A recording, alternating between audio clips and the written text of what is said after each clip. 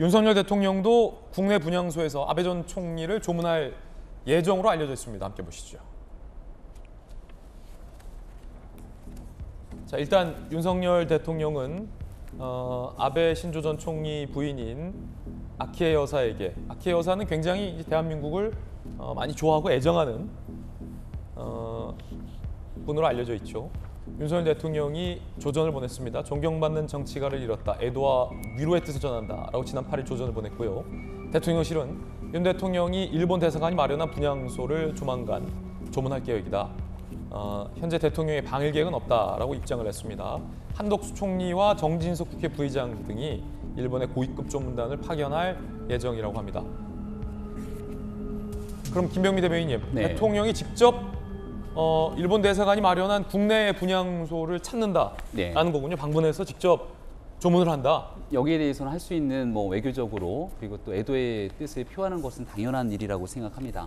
아베 총리에 대해서 대한민국 국민뿐 아니라 전 세계적으로 가지고 있었던 정치적인 상황이나 또 감정들을 보게 되면은 여러 가지 이해관계가 엇갈리는 것은 사실입니다만은 테러에 있어서 어떠한 상황에서도 테러는 용납될 수 없다고 하는 기본적인 원칙에 대한 부분, 또 굉장히 안타까운 사망에 이르게 됐던 내용들이 있기 때문에 진심을 다해서 위로와 조문을 하는 것이 맞다고 생각을 하고요.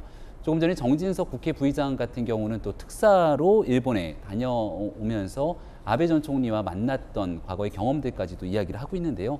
조금 전 얘기 나왔던 것처럼 아키에 여사 같은 경우도 아베 총리에 대한 굉장히 좀 안 좋은 감정들과는 달리 대한민국에 대해서 굉장히 호의적인 상황으로 우리 한국 드라마를 즐겨보는 등 많은 호감을 표시한 적도 있죠. 오늘 이제 윤석열 대통령도 국내에 마련되어 있는 빈소, 조문할 수 있는 공간을 찾아서 정말 고인에 대한 예우를 다하는 시간을 가질 것 같고 두 번 다시 이런 일들이 일어나지 않도록 하기 위한 마음들을 좀 다 함께 전했으면 좋겠습니다. 예, 정진석 부의장도 고위급 조문 사절단을 일본에 파견할 계획이라고 하는데, 정진석 부의장이 지난 4월 윤 대통령 당선인 시절로 한일 정책협의단 단장으로 일본에 파견 간 적이 있습니다. 그때 아베 전 총리가 부인 아키에 여사가 자막 없이 한국 드라마를 시청할 정도다라며 친밀감을 표현했었다.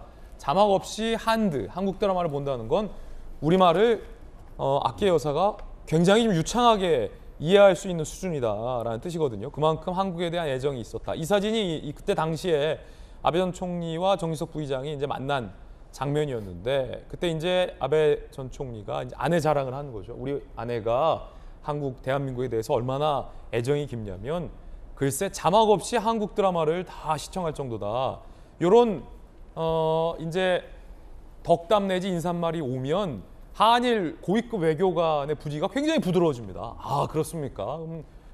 여사께서 굉장히 한국말을 유창하게 하시는데 한국 좀 한번 방문해 주시죠. 뭐 이렇게 되면 그때 이제 회담 분위기가 싹 또 풀리는 그런 역할이 있었거든요. 특히나 이제 그런 개인적인 인연이 있었던 정진석 부의장 같은 경우는 또 더욱 아베 전 총리가 사망했다라는 이 비보에 더욱더 안타까움을 표할 수밖에 없는 그런 상황인 것 같습니다.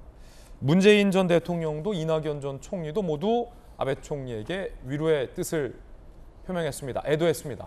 문재인 전 대통령, 한일 관계 발전 등을 위해 20차례 넘는 회담과 전화 통화하며 함께 노력했다. 매우 비통하다라는 메시지를 냈고요. 이낙연 전 총리, 피격 소식 접하고 그대로 밤을 새웠다. 민주주의의 위기를 느낀다라고 애도를 표했습니다. 전재수 의원님. 예, 어떠한 폭력도 용납돼서는 안 됩니다.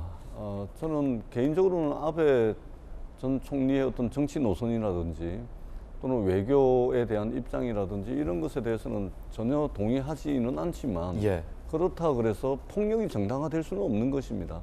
더더구나 이 선거라는 것은 또 민주주의의 핵심 아니겠습니까? 선거라는 행위를 통해서 사실은 민주주의가 시작이 되고 민주주의가 완성되는 것인데, 선거 과정 중에 저러한 테러에 의해 가지고 정치인이 희생을 당한다는 것은 이것은 야만을 넘어선 저는 그 행태다, 그렇게 생각을 합니다. 그렇기 때문에 어떠한 폭력도 용납돼서는 안 된다, 이런 생각을 하고요.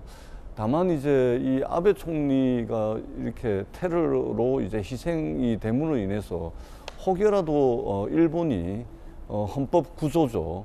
일본 헌법 구조의 전쟁 범죄 국가, 전범 국가이기 때문에 군대를 가질 수가 없고 또 국가 차원의 어떤 교정권, 전쟁을 할 수 없게끔 이 일본 헌법이 돼 있는데 혹여라도 이제 극우 정치의 중심에 있었던 아베 총리의 테러 때문에 혹이라도 일본 헌법을 개정을 해가지고 군대를 보유하고 또 국가 사이에 전쟁을 할 수 있는 그런 나라로 나아가는 그 명분으로서는 명분으로 또 작용을 해서는 안 될 것 같다.